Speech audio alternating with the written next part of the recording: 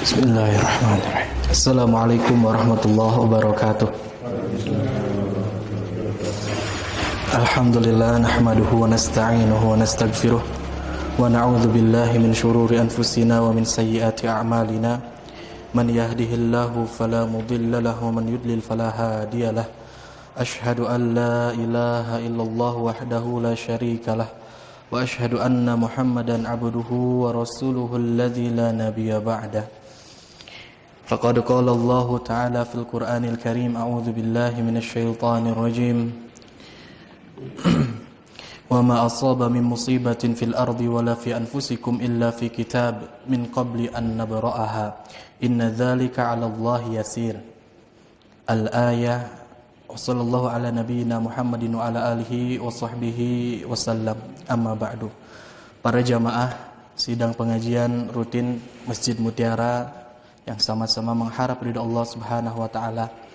Marilah kita perbaharui lagi niat kita pada sore menjelang malam maghrib pada hari ini.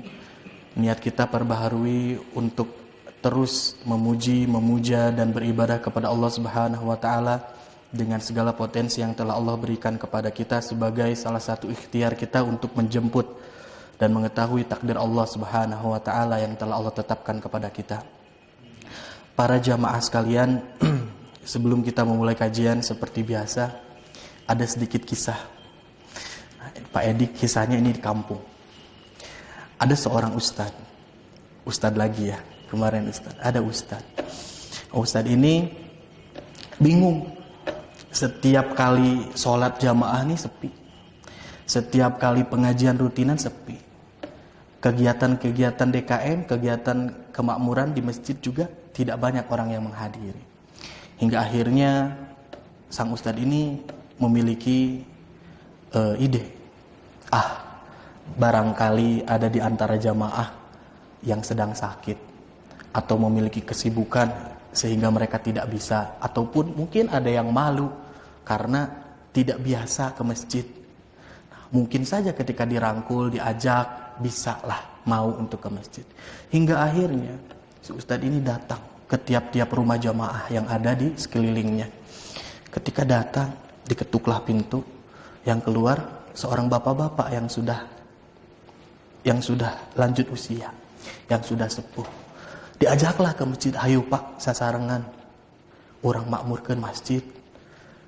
Kita jadikan penutup usia kehidupan kita sehingga bisa husnul khotimah dengan mendekatkan diri ke masjid. Jawaban si bapak teh ternyata, aduh Pak Ustadz, punten, sanes ge alim, bukannya tidak mau, tapi kalau fisik saya kuat, saya pasti datang ke masjid. Kalau misalkan kaki saya kuat, saya pasti berdiri di masjid untuk melaksanakan sholat. Tapi sekarang sudah tidak mampu lagi. Coba Pak Ustadz, ajaklah kepada jamaah kita yang mungkin masih pada muda, yang masih punya semangat dan juga punya kekuatan. Hingga si ustadz, atuh mohon mangga, mudah-mudahan sehat pak, mudah-mudahan diberikan kemampuan oleh Allah. Sehingga akhirnya datang ke rumah selanjutnya, dan ternyata ini adalah jamaah yang masih muda. Ketika diketuk pintu rumahnya, seorang jamaah ini tidak ada yang membuka anaknya. Ustadz, mangga kalau bat. Ketika masuk, dek, si bapak kemana? Bapak masih kerja, Ustaz. Oh iya. Nanti ya titip amanat ke bapak. Kalau pulang, Ustadz kesini, sok atuh babarengan lagi. Kita ke masjid, sholat, ikut kajian, pengajian, apapun lah. Sok makmurkan lagi masjid. Mumpung masih muda, masih banyak kesempatan. Pak Ustadz, boro-boro sama Ustadz. Sama saya, sama ibu, sama istrinya juga. Susah. Udah disuruh-suruh. Bahasanya apa? Kerja juga ibadah. Kerja juga ibadah untuk menutupi kebutuhan. Maka dari itu ya gimana lagi ketika pulang ke rumah udah tinggal capeknya. Makanya belum ada waktu. Nantilah kalau udah Allah berikan kelonggaran, mungkin ketika sudah pensiun saya pasti akan rajin ke masjid. Gitu jawabannya Pak Ustadz. Oh ya udah tuh, mudah-mudahan Allah berikan kelapangan waktu sehingga bisa ke masjid. Mungkin coba datang ke ibu-ibu jamaah Datang ke ibu-ibu, sama jawabannya apa? Pak Ustadz, boro-boro ke masjid, sholat 5 waktu saja saya sering tertinggal-tinggal, mencuri-curi waktu, susah, banyak anak-anak, repot sama anak-anak. Yang muda jawabannya gitu, yang udah sepuh jawabannya, aduh repot Ustadz, sudah itu cucu teh, baru orang kali teh meuni sesah, bahasanya gitu. Sehingga si ustadznya bingung. Dan akhirnya si ustadznya berpikir bahwasanya, wah, mungkin ini mah salah nanya. Salah nanya dalam arti memang pada akhirnya segala sesuatu itu doanya satu, bapak-bapak semua. Yaitu apa? Allahumma paksakeun. Ya Allah, paksakeun gitu ya. Untuk sesuatu hal yang bermanfaat, yang sekiranya baik, walaupun berat, walaupun pasti banyak halangan dan rintangan, paksakeun. Karena apa? Rasulullah SAW sudah memberikan peringatan bahwasanya apa? Kehidupan jalan-jalan menuju akhirat, menuju surga itu akan dibingkai dengan duri, akan dibingkai dengan sesuatu yang menyulitkan, akan dibingkai dengan segala sesuatu kemalasan. Ketika ada seseorang memiliki niatan baik dalam hatinya, maka 1000 setan akan membisikkan untuk menghilangkan niat baik tersebut, sehingga dia lupa, bahkan melalaikan terhadap niatan baik tersebut, sehingga tidak menjadikan itu terwujud. Namun sebaliknya jemaah sekalian, untuk jalan-jalan kemaksiatan, untuk jalan-jalan kedurhakaan, untuk jalan-jalan meninggalkan dan menjauhi Allah Subhanahu wa taala, maka setan akan bingkai dan modif itu semua sebagai jalan yang sangat menyenangkan. Contoh saja, rumah kita mungkin tidak terlalu jauh dari masjid dibandingkan dengan ke pasar. Tapi feelingnya itu seakan-akan ke pasar atau ke tempat belanja, shopping apapun, itu lebih menggembirakan. Itu ngerasa having fun, enak gitu, dibandingkan kudu ke masjid. Apalagi kalau misalkan sedikit dikasih cuaca dingin, ditambah hujan rintik-rintik, apalagi besar. Terkadang niatnya jadi urung, berat kaki kita. Memang sudah seperti itu. Karena setan akan selalu datang kepada kita membisikkan terhadap hal-hal sehingga kita menjadi malas. Maka dari itu ada satu kaidah bahasa Arab menyatakan al-kasalu daun. Al-kasalu itu apa artinya? Malas. Malas itu disebutnya dengan daun. Daun itu penyakit. Jadi tidak ada rumusnya orang bisa berjaya, orang bisa sukses apabila dia berpenyakit, khususnya penyakitnya malas. Maka dari itu malas itu disebut dengan penyakit. Kalau kita bandingkan saja menuju jalan kebaikan, menuju jalan kesusahan, pasti feel yang dirasain itu kadang-kadang ketika untuk memulai itu dibuat susah. Nah itulah yang harus kita lawan. Maka dari itu surga itu balasannya luar biasa jemaah sekalian. Itu hanya prolog saja di awal. Mudah-mudahan dapat mengambil faidah dan juga manfaat. Tidak ada maksud unsur untuk apa-apa, ini hanya murni mengajak saja. Bapak-bapak jamaah sekalian, kaitan pengajian kita pada maghrib kali ini yaitu adalah mengenai keimanan terhadap qadha dan qadar. Minggu lalu sudah saya dan kita ungkap mengenai makna dari qadar dan juga qadha. Kalau yang belum menonton, ingin lebih jeli lagi, ingin lebih dalam lagi, boleh dibuka di YouTube masjid ya, Masjid Al-Muntira sudah ada. Barangkali nanti untuk lebih paham laginya. Nah sekarang kita akan coba melanjutkan pembahasan mengenai qadha dan qadar melihat dari nas-nas yang ada dalam Al-Quran dan hadis yang membahas mengenai ketetapan Allah ini. Saya akan bacakan di dalam kitab Minhajul Muslim mengenai keimanan qadha dan qadar, dan ini sebagai pengulang sedikit mengenai makna dari qadha dan qadar. Yu'minul muslimu bi qada'illahi wa qadarihi wa hikmatihi wa masyiatihi. Orang muslim itu sudah selayaknya memiliki keimanan terhadap qadha-nya Allah, terhadap qadarnya Allah. Nah, yang dimaksud qadha dan qadar sebagaimana yang telah disampaikan, kalau qadha itu jamaah sekalian, hukmullahi subhanahu azlan biwujudi syai'i au adami. Kalau qadha itu mengenai hukum ketetapan Allah tentang segala sesuatu, azlan yang diawali dari masa azali. Masa azali itu kapan? Sebelum ada penciptaan. Sebelum ada kita. Sebelum ada semua yang ada di sini, sebelum dilahirkannya seseorang, azlan, pada zaman azali itu Allah sudah menentukan hukum-hukumnya. Nanti di dunia ini pasti akan lahir Farhan.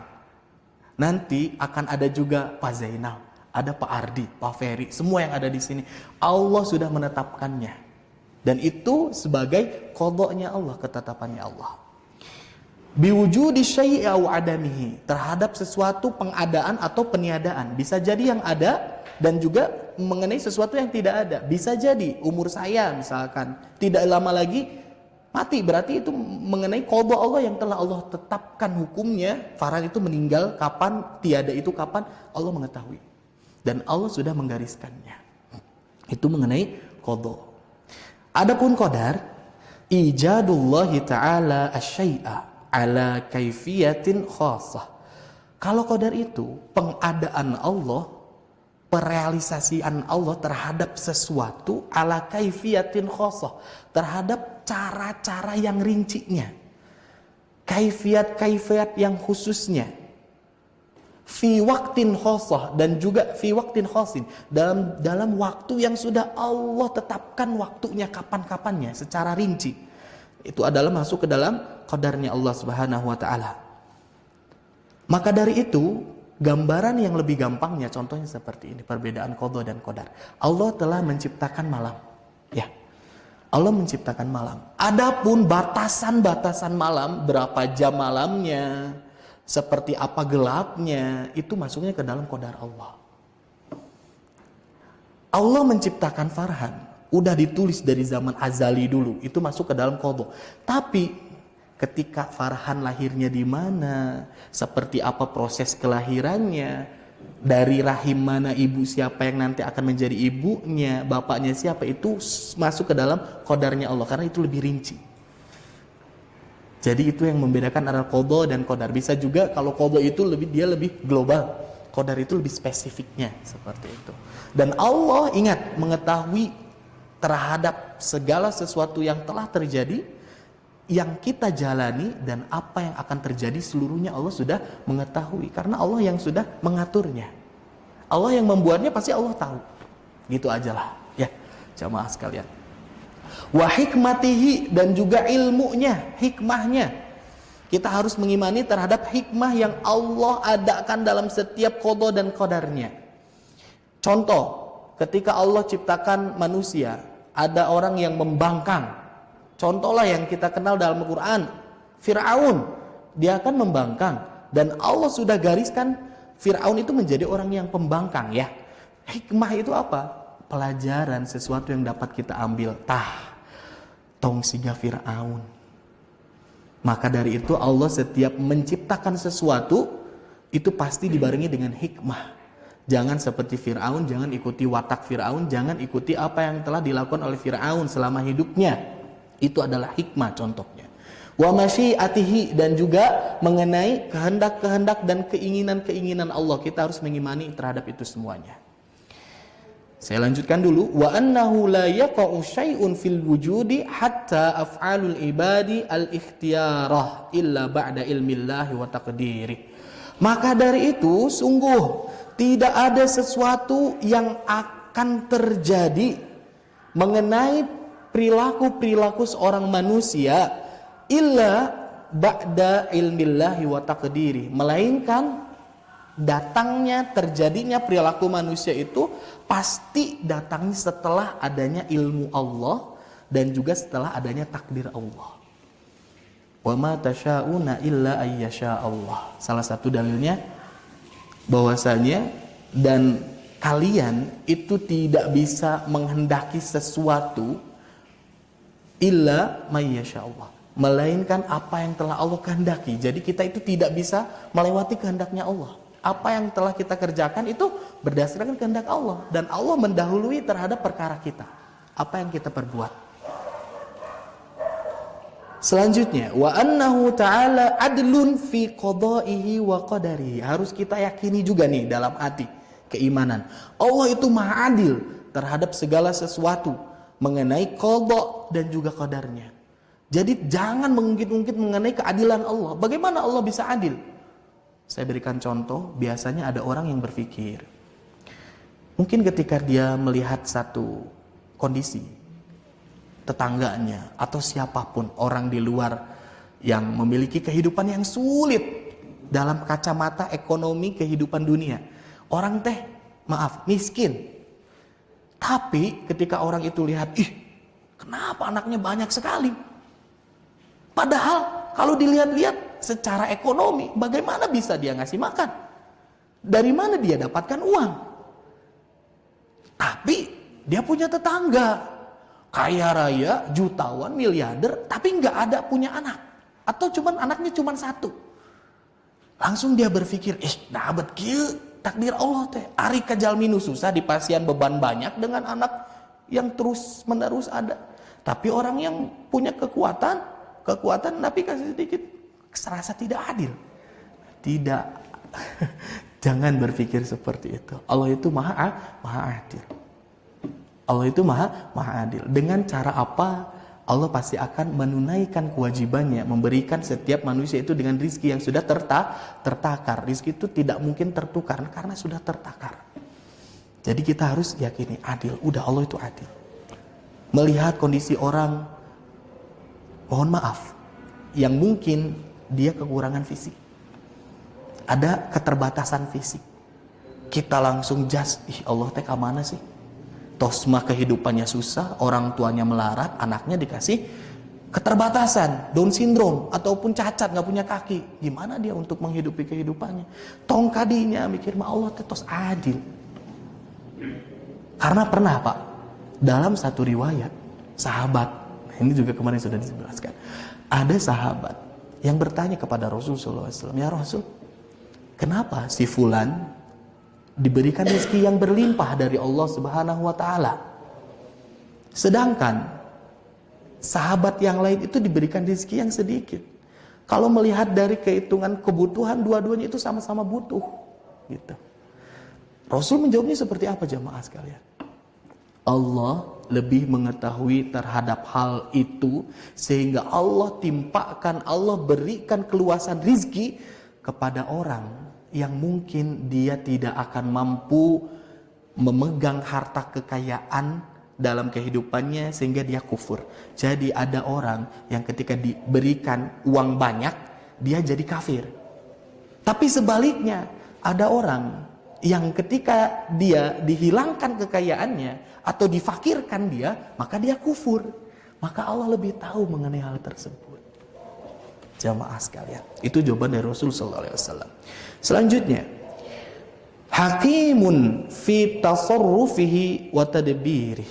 Dan Allah juga maha hakim. Allah itu sudah menghukumi dengan sejelas-jelasnya, sejeli-jelinya terhadap perubahan-perubahan yang ada dalam kehidupan kita, wa tadbirih, dan juga Allah maha hakim dalam pemeliharaannya. Jadi itu harus kita yakini, karena itu masuk ke dalam keimanan. Wa anna hikmatahu tabi'atun li masyiatih. Dan juga ingat bahwasanya ada hikmah di setiap masyiah, di setiap keinginan Allah Subhanahu wa taala. Pasti ada hikmahnya, baik yang kita dapat fikirkan secara langsung ataupun sesuatu yang tidak dapat kita fikirkan karena tidak masuk ke otak kita. Tapi kita harus yakini, pasti akan ada hikmah. Baik itu hikmah yang zahir atau yang nisbi, wallahu a'lam, pasti ada hikmahnya. Saya berikan contoh mengenai hidayah. Saya mau tanya dulu. Orang beriman, orang kafir, itu karena takdir prerogatif Allah atau bukan? Gimana Pak? Hidayah ya, hidayah. Apakah hidayah itu bukan hadiah? Betul. Hidayah itu bukan hadiah dari manusia, tapi hadiah dari Allah Subhanahu wa taala. Bapak, apakah tidak pernah mendengar setiap yang khutbah di atas mimbar berkata apa? May yahdihillahu fala mudhillalah wa man yudlil fala hadiyalah. Atau Rasul sallallahu alaihi wasallam kisahnya yang sangat populer dan masyhur, bagaimana kisahnya? Ketika pamannya yang bernama Abu Thalib. Yang Rasul merasa sangat menyesal, yang Rasul merasa sangat hina dirinya, dalam arti merasa kecil. Karena apa? Merasa gagal. Kepada pamannya sendiri saja, hidayah itu, Islam itu tidak bisa masuk kepada pamannya sendiri. Sehingga Allah menyatakan apa? Innaka la tahdi man ahbabta. Sesungguhnya engkau itu tidak dapat memberikan hidayah kepada orang yang engkau cinta. Walakin Allah yahdi may yasha. Tapi Allah itu memberikan hidayah kepada yang Dia kehendaki. Maka dari itu Allah Subhanahu wa taala menyatakan apa? Fa'alun lima yurid. Allah itu berbuat dengan apa yang Dia inginkan. Boleh enggak? Saya mau tanya, boleh enggak? Saya berikan contoh lagi. Bapak-bapak sekalian, ada seorang muhandis, seorang insinyur. Ya. Dia membuat rumah. Ketika membuat rumah, dia sudah pikirkan catatan, tulisan, gambaran, spesifikasi dengan rinci apa saja yang nanti akan nempel di rumah itu. Nah, ketika dia buat, ya, ternyata dia mendesain dengan keinginannya di dalam rumah ini tidak ada bak mandi, tidak ada bak penampungan air. Ya, contoh ini mah contoh. Nah, akhirnya dibuatlah rumah itu. Tek, tek, tek, tek, tek, tek, tek. Saya mau tanya, kita berhak protes enggak? Kita berhak protes enggak? Nanya berhak, tapi sampai menghukumi, nah bet rumah itu tidak ada bak mandinya, beda sama yang lain. Bisa tidak? Mungkin sebatas rasa kepenasaranan itu muncul, tapi tidak masuk ke dalam hingga menyalahkan, menggurui, tidak bisa seperti ini. Itu yang tidak boleh. Muhandis saja, insinyur saja dia berhak untuk membuat rumah sesuka-suka dia, apalagi Allah yang berhak membuat segala sesuatu dan membingkainya dengan apa yang Allah tahu. Dan ingat, Allah itu memiliki hikmah dari setiap apa yang Allah buat. Makanya mengenai hidayah ini, Allah lah yang berikan. Allah lah yang berikan. Ada pertanyaan lagi. Kalaulah memang hidayah itu hak prerogatif Allah, kalaulah memang hidayah itu datang bukan karena kekuatan orang dalam menyampaikan, dalam arti seperti itu ya. Nah, maka apa manfaat dari dakwah? Kenapa harus mengajak kalau memang Allah patok orang itu udah kafir? Bagaimana menjawabnya? Karena ini sering dilayangkan oleh orang-orang yang tidak mengakui terhadap masyiah Allah Subhanahu wa taala. Ada yang mau menjawab? Nggak apa-apa, sok ini mau bebas. Nah, jadi ada yang ngomong gitu. Kenapa mesti dakwah? Padahal Allah sudah tentukan orang itu kafir dan mukmin. Faminhum man amana wa minhum man kafar. Allah sudah menghendaki seseorang itu ada yang iman, ada yang kafir. Terus kenapa kita harus dakwah? Kenapa harus diturunkan Rasul capek-capek?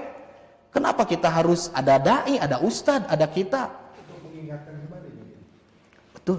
Kalau saya Betul, untuk mengingatkan. Bagaimana Pak? hidayah itu diperoleh ketika kita mencari dan mau membuka diri. Itu aja. Iya. Dengan pamannya Rasulullah. Dia itu tidak membuka diri. Jadi ketika kita membuka diri, kita akan bisa. Sama halnya ketika Pak Pakar punya uang, berapapun Pak Pakar mau kasih saya tidak membuka diri, enggak. Jadi apapun. Jadi, nah karena Allah udah punya tahu, ya Pak Pakar juga tahu, Pak Jenderal mah nggak bakalan dikasih apapun, udah.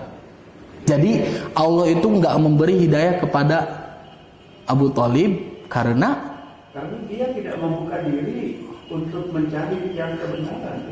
Ya. Dari mana Bapak tahu Allah tidak memberikan hidayah atau Allah memberikan hidayah? Allah memberikan diri, iya karena Allah sendiri yang mengatakan, ya untuk apa? Oh, ada bahasa seperti itu Pak? Untuk apa? Allah udah tahu kok. Sekarang Pak Farhan mau kasih duit ke saya, Pak Farhan udah tahu kok. Saya itu nggak bakal menerima. tahu dan tidak tahunya terhadap keinginan itu dapat diketahui ketika memberitahu. Memberitahu. Selama tidak diberitahukan, maka tidak ada yang mengetahui. Bapak tahu nggak keinginan saya sekarang apa? Nggak tahu. Maka dari itu. Karena saya bukan Allah yang maha tahu. Nah, maka dari itu Allah Subhanahu wa taala mengenai hidayah ini bukan dalam artian, Pak, ketika ada orang yang diberikan oleh hidayah oleh Allah langsung set, saya mau masuk Islam. Pasti akan berikan sabab musababnya. Pasti Allah berikan syariat, berikan jalannya kenapa dia harus memeluk Islam. Ya. Ada orang yang masuk Islam karena apa? Karena azan. Ada caranya.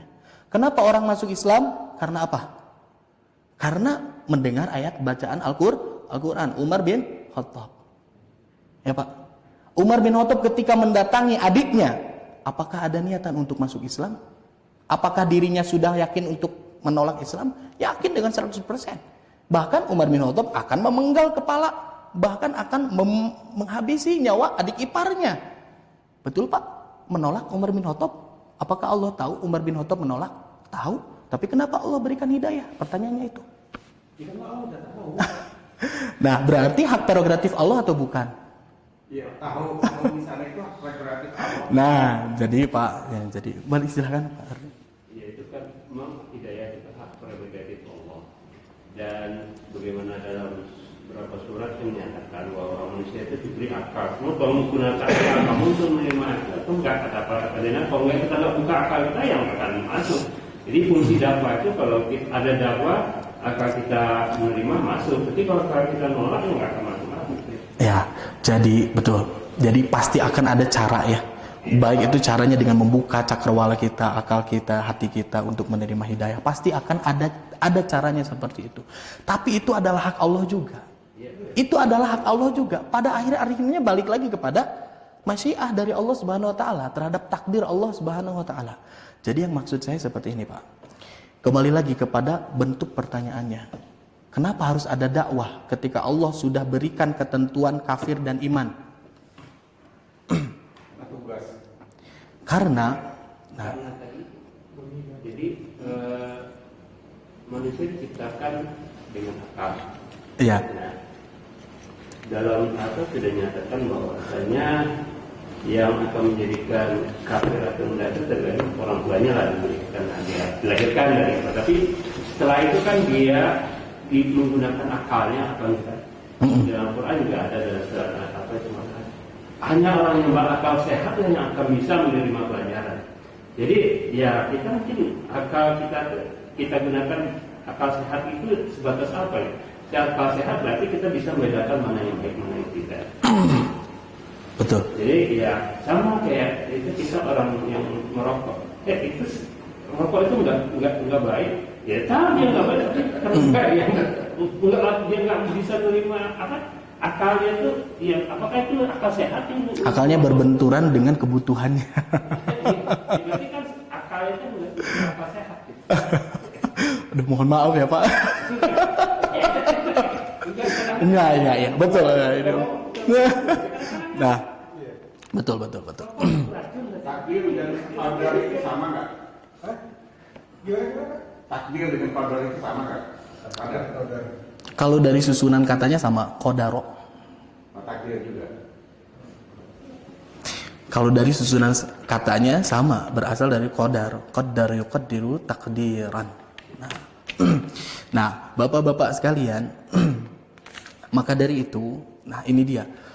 Ada dua yang kemarin kita sudah bahas, bahwasanya takdir Allah atau qadarnya Allah ini dia mencakup terhadap sesuatu yang mutlak dan sesuatu yang ikhtiari. Kalau sesuatu yang mutlak itu Allah sudah berikan pilihan yang tidak bisa gugat lagi kepada kita. Ya, dalam arti ketika kita lahir dari orang tua yang mana, wajah kita seperti apa, dan juga fisik kita seperti apa, kehidupan yang kita jalani, ditinggalkan, ditempatkan di mana, itu adalah kemutlakan dari Allah Subhanahu wa taala. Namun ada yang disebut dengan ikhtiari.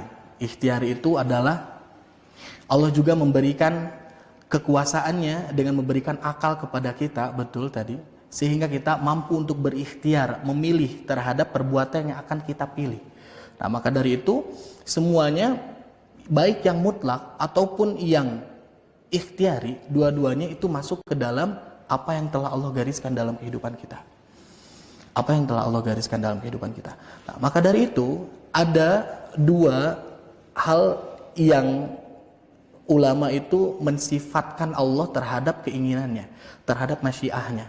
Yang pertama, ada yang disebut dengan masyiah, iradah, qadariyah, kauniyah. Dalam arti, Allah itu menciptakan sesuatu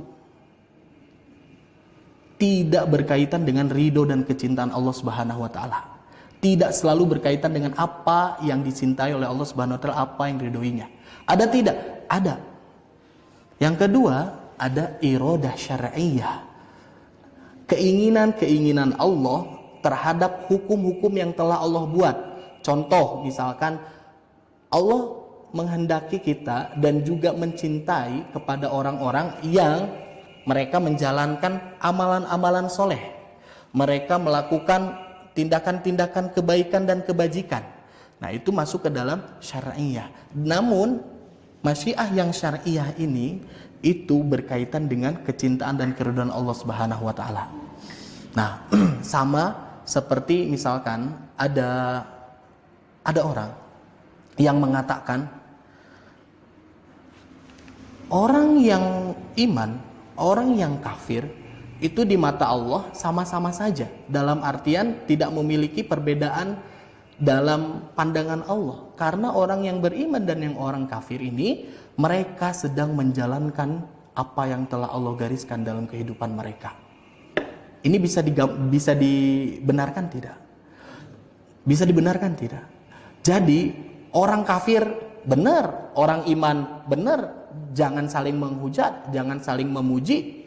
Dalam artian ketika ada orang yang mencuri pun itu sudah jadi kehendak Allah, sehingga kita tidak boleh menghukumnya. Itulah yang dilakukan oleh orang-orang Jabariyah.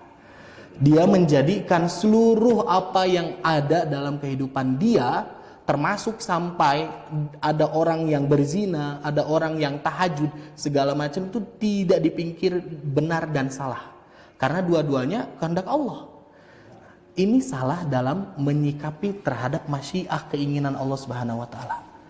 Ketika Allah menjadikan, contoh apa ya? Ada zina. Nah, Allah itu menghendaki hal itu terjadi, namun Allah tidak meridhoinya. Betul, Pak? Kalau Allah tidak menghendaki, pasti tidak ada orang yang berzina. Maka dari itu saya sebutkan di awal, ada perlakuan peristiwa yang terjadi itu di luar dari kecintaan Allah Subhanahu wa taala, namun itu terjadi. Dan jangan sampai kita pun berpikir seperti ini. Allah itu hanya menciptakan yang baik-baik saja. Allah itu tidak menciptakan sesuatu yang jelek, ataupun Allah itu tidak menciptakan sesuatu yang salah. Allah tidak menghendaki hal itu. Itu pilihan manusia saja, dia ingin menjadikan pilihannya salah. Ini kebalikannya. Ini adalah pikiran-pikiran orang Mu'tazilah yang tidak menganggap bahwasannya segala apa yang terjadi di dunia ini seluruhnya itu adalah kekuasaan Allah. Dia berpikir kalau misalkan yang baik-baiknya datang dari Allah saja, misalkan. Nah, tapi yang buruk-buruknya ini Allah tidak merencanakan hal itu. Allah tidak membuat hal itu. Itu pun salah. Itu pun sesuatu yang keliru. Maka dari itu kita harus berada di tengah-tengahnya, Pak. Kita harus berada di tengah-tengahnya. Dalam artian terhadap segala kehendak Allah yang ada dalam kehidupan kita, baik yang terlihat baik ataupun yang buruk, kita harus yakini itu semuanya datang dari Allah Subhanahu wa taala, dan itu adalah kehendak dari Allah karena Allah adalah yang mendesainnya. Adapun tugas kita itu adalah, yaitu dia mengikuti terhadap masyiah syar'iyyah. jalan-jalan yang Allah kehendaki dan Allah ridhoi dan Allah cintai. Tugas kita cukup di situ. Hingga ada ungkapan seperti ini, orang itu belum diketahui oleh Allah Subhanahu wa taala dia masuk surga atau neraka. Kenapa berpikir seperti itu? Dia menafsirkan, orang yang berpikir ini seperti ini menafsirkan bahwasanya kalau misalkan orang sebelum diciptakan atau ketika diciptakan dia sudah dicap oleh Allah ahli neraka atau ahli surga, terus apa dong yang dia harus kerjakan dalam kehidupan sehari-harinya? Gimana ketika dia ternyata banyak beribadah tapi Allah cap sebagai ahli neraka? Apakah Allah adil? Nah, hingga akhirnya nyampe-nyampenya ke situ juga. Hingga akhirnya nyampe-nyampenya ke situ juga. Makanya dibalikan saja. Ketika misalkan memang katakanlah Allah tidak mengetahui nasib seseorang masuk neraka atau surga, berarti Allah tidak maha tahu dong. Dan kedua, apakah kita bisa menghitung keadilan Allah itu dengan nalar kita? Maka dari itu jangan coba-coba ingin mengadili Allah dengan keadilan kita. Kitalah yang tidak adil berpikir sebagai Tuhan yang menandingi Allah Subhanahu wa taala. Jadi seperti itu. Kenapa kita berani untuk menyatakan bahwasanya Allah sudah mengetahui orang masuk neraka dan surga sebelum dia diciptakan sekalipun? Karena Rasul SAW yang mengabarkannya. Rasul dengan jelas mengabarkannya kepada para sahabatnya. Sampai-sampai sahabat pun bertanya dengan pertanyaan sama seperti kita. Ya Rasul, kalaulah seseorang itu sudah diketahui dia ahli surga atau neraka, lantas apa gunanya beramal sekarang? Apa gunanya beramal bagi kami? Apakah kami sudah saja kita bertawakal saja dengan apa yang Allah gariskan untuk kami? Sampai bertanya seperti itu sahabat, karena bingung. Karena ini sesuatu yang pelik. Maka Rasul SAW jawabannya satu, i'malu, beramallah. Kullun muyassarun, setiap orang itu akan dimudahkan lima khuliqalahu, terhadap apa dia diciptakan. Allah pasti udah kasihkan jalan juga. Dan kita sebagai manusia itu tidak diberikan pengetahuan terhadap garis kehidupan kita. Kita nggak tahu kan kita dicap sebagai orang yang mana. Makanya i'malu, sok kerjakan amal, beramal. Insya Allah akan berikan yang terbaik kepada kita. Makanya Allah pun meminta kita untuk berdoa. Berdoa dari apa? Berlindung terhadap su'il qada, su'il qadar. Buruknya qada Allah, buruknya terhadap qadarnya Allah. Ya, makanya saya tegaskan bahwasanya kita harus mengimani qadar Allah itu syarrihi wa khairihi wa syarrihi. Baik qadar Allah yang buruk ataupun yang baik, seluruhnya itu datang dari Allah Subhanahu wa taala. Namun ketika ada orang yang melakukan kesalahan, jangan pikir, oh saya melakukan kesalahan ini karena Allah yang sudah menghendaki saya. Tanya lagi kepada dirinya, apakah Allah menahan kakimu sehingga kamu tidak bisa datang ke masjid? Ataukah dirimu sendiri yang menghendaki hal itu? Pada kenyataannya Allah pun memberikan kesaksian dengan dirinya sendiri. Sebetulnya seperti itu. Sama mengenai hidayah dan juga hidayah keimanan juga kekafiran. Jadi orang-orang kafir tidak bisa berhujah dalam arti ini mah sudah ditakdirkan oleh Allah. Bapak saya juga kafir, ibu saya juga kafir.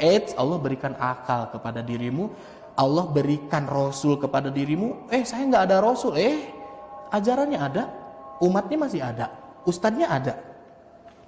Engkaulah yang tidak mau mengikuti terhadap jalan Allah Subhanahu wa taala. Namun maksud saya hidayah itu memang Allah yang berikan, tapi Allah pun memberikan jalannya dengan berikan akal kepada setiap manusia. Itu Pak maksudnya.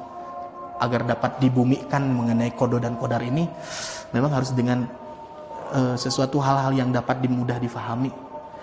Maka dari itu iya. Jadi qada itu hukum ketetapan Allah yang ilmunya tidak diberikan kepada manusia. Sedangkan qadar atau takdir, ketetapan hukum Allah yang disertai ilmunya bagi manusia. Sehingga wajar ketika Abdul Somad mengatakan corona ini kita pindah dari takdir yang satu dengan takdir yang lain karena ada ilmunya. Ya, maksud ilmu di situ mungkin dia sudah mengetahui hikmah yang datang dari masyiah Allah Subhanahu wa taala sehingga dia dapat memilih dengan ilmu, dengan kadar keilmuan yang dia miliki, seperti itu. Mungkin seperti itu, Allahu a'lam bishawab. Nah, maka dari itu intinya gitu Pak, keimanan itu harus mantap dalam diri kita mengenai takdir Allah Subhanahu wa taala, seluruhnya datang dari Allah, namun kita diberikan satu porsi untuk berikhtiar. Ikhtiar itu dari kata khairun. Ingat, dari kata khairun artinya baik. Ikhtiar itu mencari dan meminta, memilih terhadap sesuatu yang baik, yang paling baik dan terbaik seperti itu. Makanya intinya satu, kalau berbicara tentang qada dan takdir, beramal, segitu aja udah. Barangkali itu pengajian kita mengenai qada dan qadarnya Allah Subhanahu wa taala. Insyaallah nanti di pertemuan selanjutnya kita akan masuk pembahasan mengenai syirik ya. Karena tauhidnya sudah, nanti kita akan masuk terhadap syirik. Syirik. Apa saja bentuk syirik dalam Al-Qur'an? Syirik itu dibagi berapa macam? Nanti kita akan kupas dan mudah-mudahan ada contoh-contoh yang simpel yang dapat kita pahami. Mungkin hanya itu yang dapat saya sampaikan. Kebenaran datang mutlak dari Allah Subhanahu wa taala, kelalaian mungkin datang dari kurangnya luas ilmu yang saya miliki dan kefakiran yang saya miliki. Kita tutup dengan bacaan hamdalah dan doa kifaratul majlis. Alhamdulillahirabbil alamin. Subhanakallahumma bihamdika asyhadu an la ilaha illa anta astaghfiruka wa atubu ilaik. Wassalamualaikum warahmatullahi wabarakatuh.